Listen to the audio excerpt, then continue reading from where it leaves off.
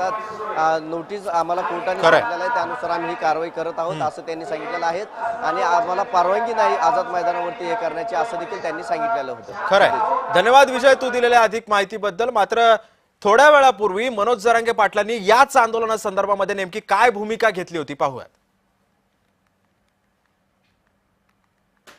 मी तर मेलो तरी या आझाद मैदानातून हटत नाही, काय व्हायचं ते होऊ दे। त्याचे दुष्परिणाम तू जाणं मग ते मराठी जाणं त्याच्यानंतर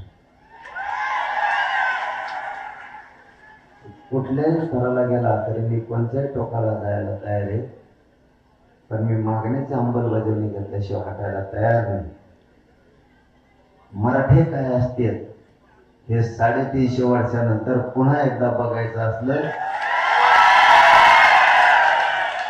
त्याला माझा नाविलाज आहे, पण मी मरुस्थळीतून हटत नाही। दरम्यान जरांगे